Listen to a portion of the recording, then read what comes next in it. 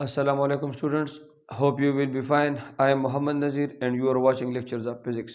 Dear students, आज के lecture में हम class 10 physics chapter number 10 simple harmonic motion and waves उसके रिमेनिंग क्वेश्चंस को कंसेप्चुअल क्वेश्चन को सॉल्व करेंगे। प्रीवियस लेक्चर में हमने 4 कंसेप्चुअल क्वेश्चंस को डिटेल के साथ सॉल्व किया था। आज के लेक्चर में हम क्वेश्चन नंबर 5 से लेकर 9 तक रिमेनिंग कंसेप्चुअल क्वेश्चन को सॉल्व करेंगे। तो स्टार्ट लेते हैं from question number 5। A thin rope hangs from dark high tower so that its upper end is not visible. How can we find its length. एक लंबा टावर है, मीनार है, suppose this is a high tower. इसमें एक रोप, एक रस्सी अवेजा है जिसका ऊपर वाला सिरा यहाँ फिक्स सपोर्ट के साथ बंधा हुआ है और नीचे वाला सिरा ये ओपन है। ये इसमें ऊपर की तरफ डार्कनेस है, यानी इसका ये ऊपर वाला सिरा हमें नज़र नहीं आ रहा। फर्ज करें हमें ये ऊपर वाला सिरा किसी भी तरीके से नज़र नहीं आ रहा, हमारे पास ऐसा अपरेटस भी मौजूद नहीं, इतना बड़ा पैमाना या दूसरा अपरेटस कि हम इसके लंबाई को मालूम कर सके। तो इसकी, इस रोप की, इस रस्सी की लंबाई को हम किस तरह मालूम करेंगे? This is the question.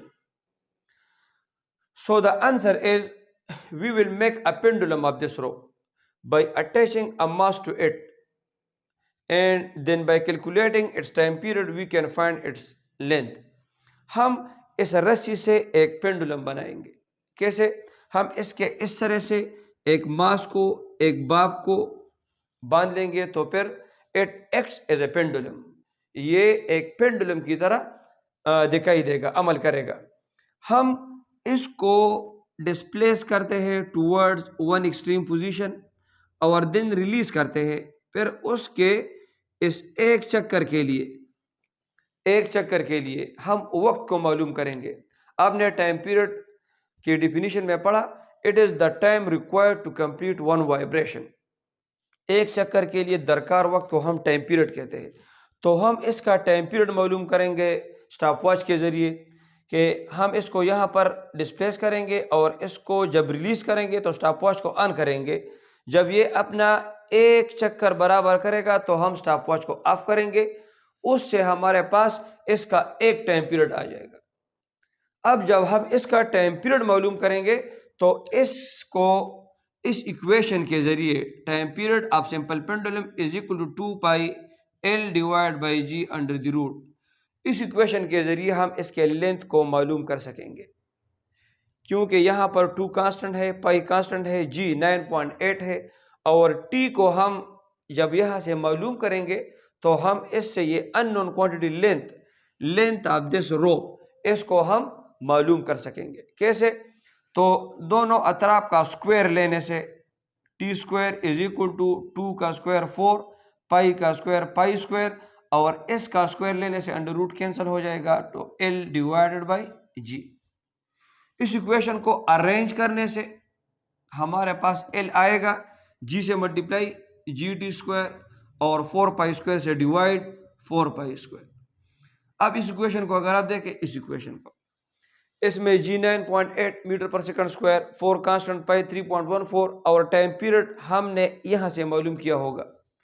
तो यहां पर वैल्यूज पुट करने से हम आसानी के साथ इस रस्सी की लंबाई को मालूम कर सकते हैं।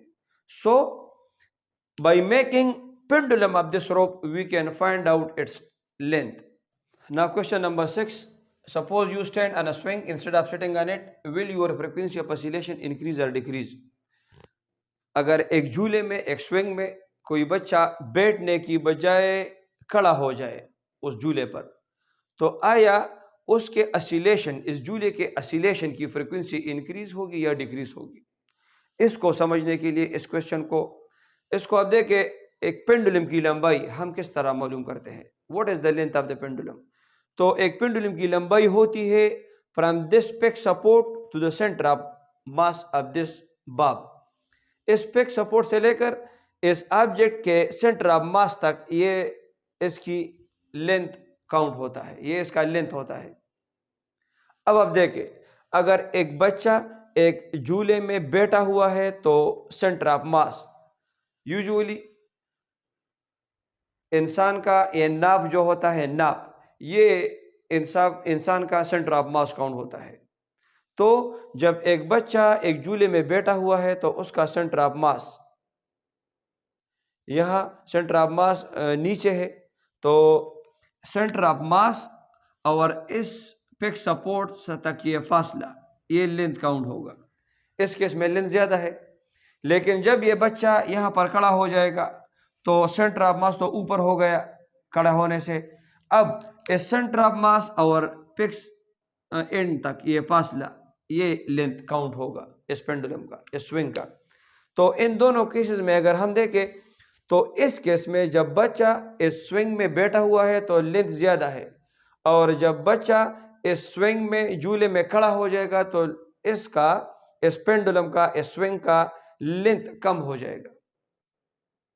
तो लेंथ के कम करने से इस इक्वेशन के मुताबिक फ्रीक्वेंसी ज्यादा होगी।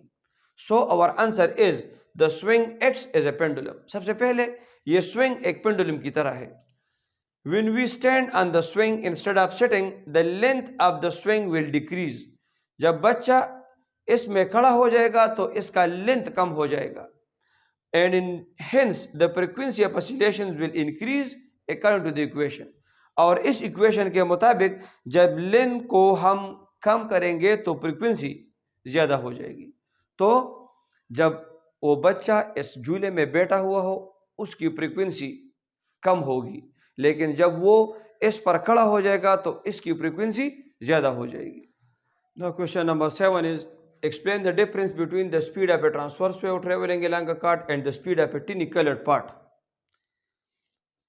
इस क्वेश्चन में पूछा गया है कि ये अगर हम एक स्ट्रिंग में ट्रांसवर्स वेव के पैदा करें, तो मैंने आपको बताया था ये transverse wave, this is the direction of propagation of the transverse wave. ये ट्रांसवर्स वेव का डायरेक्शन ऑफ प्रोपेगेशन है, ये इस ओपन एंड से फिक्स्ड एंड की तरफ प्रोपेगेट करेगा। अगर हम इसके एक पार्टिकल को ले ले तो वो पार्टिकल सिर्फ अपने मीन पोजीशन से टू एंड फ्रू मोशन परफॉर्म करता है, सिंपल हार्मोनिक मोशन परफॉर्म करता है। तो इनके स्पीड में सबसे पहला फर्क तो ये है speed of a transverse wave में and speed of a tiny coloured part on its card. इसमें सबसे पहला डिफरेंस कि ट्रांसवर्स वेव ट्रेवलिंग करता है along the string in this direction toward the apex end, and the particle of the wave and the particle of the medium it oscillates back and forth about its mean position। सबसे पहला फर्क ये इसकी सिमत में हरकत नहीं करता बल्कि ये अपने ही जगह ऑसिलेशन परफॉर्म करता है। दूसरी, अगर हम मैथमेटिकली इनके स्पीड्स को फाइंड आउट करना चाहे तो मैंने आपको बताया स्पीड टिनी कलर्ड पार्ट का speed distance divide by time, यहां पर भी हम लिखते हैं और यहां पर भी speed distance divide by time के बराबर है, एस डिवाइड बाय टी या डी डिवाइड बाय टी। अब यहां पर हम एक वेव साइकिल को लेते हैं, एक वेव साइकिल में मैंने आपको उस एमसीक्यूज में बताया था, एमसीक्यूज के सोल्यूशन में, कि ये 4 टाइम आप एम्पलीट्यूड डिस्टेंस कवर करेगा। अगर ये ऊपर वाला फासला एक एम्पलीट्यूड के बराबर है और ये नीचे वाला फासला भी एम्पलीट्यूड के बराबर है, तो ये एक वेव साइकिल में जब ये वेव अपना एक चक्कर पूरा करता है तो उसमें ये टिनी कलर्ड पार्ट जो है ये 4 टाइम आप एम्पलीट्यूड फासला तय करेगा। फर्स्ट, अगर हम यहाँ मीन पोजीशन स्टार्ट ले लें तो ये इस एक्सट्रीम पोजीशन पर आएगा, एक मरतबा ए फासला कवर किया, फिर मीन पोजीशन पर आएगा, 2 मरतबा ए फासला कवर किया, फिर इस एक्सट्रीम पोजीशन पर आएगा और फिर मीन पोजीशन। तो एक चक्कर में एक वेव साइकिल के पूरा होने में ये 4 टाइम्स आप एम्पलीट्यूड फासला तय करता है। तो हम इस इक्वेशन में इसकी जगह क्या लगाएंगे, 4a लगाएंगे और एक चक्कर के लिए दरकार वक्त को हम यहाँ पर ये स्मॉल टी इंस्टेंटेनियस टाइम है, फिर इसको भी हम रिप्लेस करेंगे कैपिटल टी से, टाइम पीरियड से। जब हम यहाँ पर इसकी जगह 4a लगाएंगे तो ये 4a चूंकि 1 वेव साइकिल के लिए है, तो 1 वेव साइकिल के लिए जो दरकार वक्त है वो आम टाइम नहीं बल्कि वो टाइम पीरियड है, कैपिटल टी। तो v will be equal to 4a divide by capital T. हम इसको इस तरह भी लिख सकते हैं 4a मल्टीप्लाई बाई 1/t। और हमने टर्मिनोलॉजी ऑफ ऑसिलेशंस वाले टॉपिक में मैंने आपको बताया था 1/t ये फ्रीक्वेंसी के बराबर है, frequency is equal to 1/t। सो 4a this is the speed of the tiny colored particle along the string। ये उस tiny colored particle का स्पीड है जो to and fro motion perform कर रहा है। अब यहां पर हम इस वेव का स्पीड मालूम करते हैं, तो एक वेव साइकिल में यहां पर भी हम एक ही वेव साइकिल लेंगे। एक वेव साइकिल में यहां पर इस लेमडा के बराबर है, यहां से यहां तक एक वेव साइकिल पूरा हो गया। और कैरेक्टरिस्टिक ऑफ वेव्स में वेवलेंथ की डिफिनीशन में मैंने आपको बताया था कि इन दोनों पॉइंट्स के दरमियान जिनका स्टेट ऑफ वाइब्रेशन एक हो, इनके दरमियान फासले को हम वेवलेंथ कहते हैं। तो ये फासला वेवलेंथ के बराबर हो गया एक वेव साइकिल के लिए, और ये small T once again capital T के बराबर हो गया। So V will be equal to lambda divided by capital T. इस तरह भी हम लिख सकते हैं 1/t multiply by lambda. So V is equal to 1/t is f V is equal to f lambda. This is the speed of the transverse wave. So the speed of the transverse wave is equal to V is equal to f lambda, and the speed of a tiny particle of this string is V is equal to f 4a small f. This is the difference between the speed of a transverse wave and the speed of a tiny colored part on this string. Now question number 8, why waves refract at the boundary of shallow and deep water? जब पानी shallow से deep water में या deep से shallow water में motion करती है waves, तो वो क्यों रिफ्रैक्ट होते हैं? तो ये पॉइंट हमने रिपल्टिंग टॉपिक में क्लियर किया था, मैं आपको दोबारा से बताता हूँ।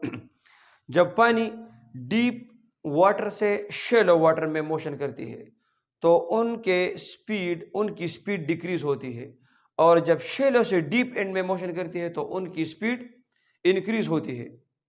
और रिफ्रैक्शन को हम इस तरह डिफाइन करते हैं, it is the change in the speed of waves. जब वेव्स के स्पीड में तब्दीली आती है, उनके डायरेक्शन में तब्दीली आती है, इस तब्दीली को हम रिफ्रैक्शन कहते हैं। अब इस तब्दीली को हम किस तरह पैदा करते हैं? तो जब पानी या वेव्स ज्यादा गहरे पानी से कम गहरे पानी की तरफ मोशन करती है, ज्यादा गहरे पानी से कम गहरे पानी, deeper end to the shallow end, यहां से यहां तक की तरफ वेव्स मोशन करती है, तो यहां पर वेव्स का स्पीड ज्यादा होता है और यहां पर वेव्स का स्पीड कम होता है। तो इनकी स्पीड कम हो जाती है वेव्स की जब वो डीपर एंड से शैलो एंड की तरफ हरकत करती है, और अगर वो शैलो एंड से डीपर एंड की तरफ हरकत कर रही है तो यहां पर स्पीड कम होता है और यहां पर स्पीड ज्यादा हो जाता है, तो उनकी स्पीड में इजाफा होता है। दोनों केसेस में उनके स्पीड में तब्दीली आती है, और जब स्पीड में तब्दीली आती है तो उसी को हम रिफ्रैक्शन कहते हैं। तो the wave refract at the boundary of shallow and deep water because when waves moves from shallow to deep or deep to shallow water, its speed changes, and this change in speed, this is called refraction। इसी वजह से waves refract होते हैं चूंकि उनके speed में तब्दीली आती है। Question number 9, what is the effect on diffraction if the opening is made small? अगर ओपनिंग को हम स्मॉल करें जिससे वेव्स गुजर रही है तो उनका डायफ्रैक्शन पर क्या असर पड़ेगा? So first of all, we have to know about diffraction. What is diffraction? Diffraction is the bending of waves around the edges of an obstacle or narrow opening whose dimension is comparable with the wavelength of incoming waves. This is called diffraction. जब waves किसी ऐसे edge के साथ गुजरती है, ऐसे edge के साथ, ये एक edge है, इसके साथ waves गुजर रही है, जिस edge का डायमेंशन इनकमिंग वेव्स के वेवलेंथ से कंपेरेबल हो, तो ये वेव्स इधर स्प्रेडिंग इनका होता है। या अगर हम दो एजेस को इस तरह रखें, इस तरह जिनसे ये वेव्स गुजर रही है, तो इस एज के साथ भी और इसके साथ भी ये बेंडिंग हुआ क्या होगा? तो ये ओवरऑल बेंडिंग हुआ क्या होगा? अब डायफ्रैक्शन में शर्त आप याद रखें, अगर इस ओपनिंग का डायमेंशन, इसका विड्थ इन वेव्स के वेवलेंथ के बराबर हो तो फिर डायफ्रैक्शन होता है, ज्यादा डायफ्रैक्शन होता है। लेकिन अगर इसका डायमेंशन, ओपनिंग का डायमेंशन ये इन वेव्स के वेवलेंथ से बहुत ज्यादा हो, इसके साथ कंपेरेबल ना हो, तो फिर वो वेव्स डायफ्रैक्ट नहीं होते बल्कि वो सीधा ही यहां से गुजरते हैं। डायफ्रैक्शन हो भी तो भी कम होता है, तो वो कम होता है। तो अब देखें, अगर ये ओपनिंग है, यहां पर इसका डायमेंशन ज्यादा है, इनकमिंग वेव्स का वेवलेंथ कम है, तो ये वेव्स यहां से अनइफेक्टेड गुजरेंगे। अगर इनमें डायफ्रैक्शन हो भी तो वो कम होगा, ये बेंड हो भी तो इनमें बेंडिंग कम होगी। लेकिन अगर हम इस ओपनिंग को स्मॉल करें, इसके डायमेंशन को, इसके विड्थ को कम करें और वही वेव्स यहां से गुजरे, अब इसका डायमेंशन, इसका विड्थ इन वेव्स के वेवलेंथ के बराबर है, तो फिर जब यहां से ये वेव गुजरेगी तो डायफ्रैक्शन का अमल ज्यादा होगा, यानी उनमें बेंडिंग ज्यादा होगी। So our answer is diffraction is the bending of waves around the edges of an obstacle or narrow opening whose dimension is comparable with the wavelength of incoming waves. Now if the opening is made small, the bending will be more. अगर हम इस opening को small और small करता जाए तो इसमें bending ज्यादा होगी, मींस इसमें डायफ्रैक्शन का अमल ज्यादा होगा।